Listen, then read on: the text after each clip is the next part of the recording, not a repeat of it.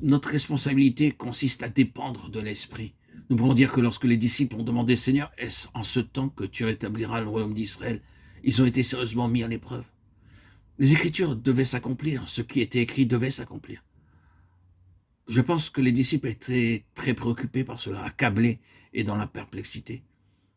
Ils voulaient savoir comment ces choses arriveraient. Le Seigneur leur a dit en réalité, ne vous inquiétez pas de tout cela. Le Saint-Esprit vient et il prendra la responsabilité de tout cela, des temps et des périodes et de toutes les autres choses. Il vient avec le plein dessein de Dieu entre ses mains. Et il le réalisera, vous pouvez vous décharger de tout cela, tout ira pour le mieux. Ceux qui avaient une conception centrée sur la pensée d'un système terrestre ont été profondément inquiets et préoccupés par cet énorme travail chargé par la lourde responsabilité de cette Église du Nouveau Testament, avec le souci d'avoir les choses absolument conformes à ce que disaient les Écritures. Si le Saint-Esprit assume toute la responsabilité, le fardeau sera enlevé. Il fait l'œuvre. Tout ce qui nous est demandé, c'est de nous placer entre les mains du Saint-Esprit entièrement affranchi de ce lourd fardeau, libre pour l'Esprit du Seigneur. Les choses se feront alors très bien. Et même si le Saint-Esprit doit nous contrarier et que parfois nous ayons des conflits, il peut faire face à toutes les situations. Il est demeuré constant à l'égard de Pierre avec son souci de ne rien manger d'impur. Lorsque le Seigneur a donné à Pierre cette vision de la nappe qui descendait avec toute espèce d'animaux, il a dit « Pierre, lève-toi, tue et mange ». Pierre a en effet respecté les ordonnances de l'Ancien Testament dans Lévitique 11 concernant les animaux impurs qui ne devaient pas être mangés. Seigneur, ma position est fondée sur les Écritures, sur la parole de Dieu. Que devons-nous penser de tout cela?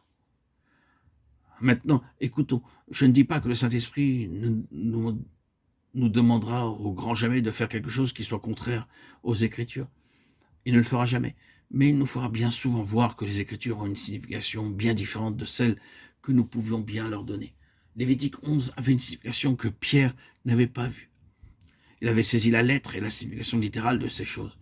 Il n'avait cependant pas vu la signification divine qui était derrière cela.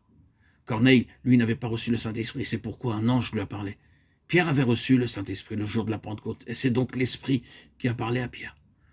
Le Saint-Esprit avait pris cette affaire en main, et il traitait ce qui, pour Pierre, était un problème. Même ce fondamentalisme, afin de l'élever au-dessus du domaine temporel, pour l'introduire sur une base céleste.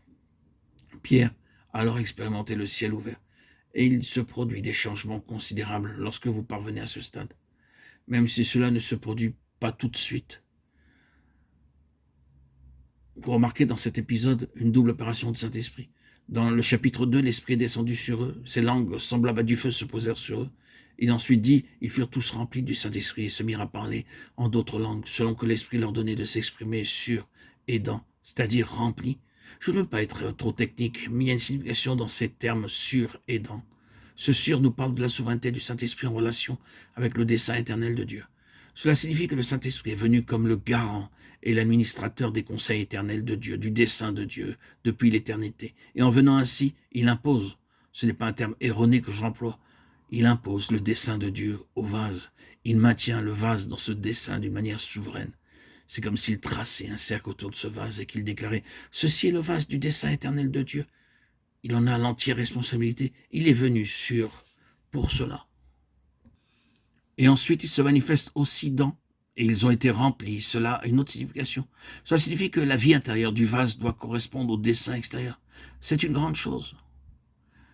Vous voyez, l'ancienne dispensation n'était pas comme cela. Et c'est avec ce problème que les prophètes étaient sans cesse confrontés.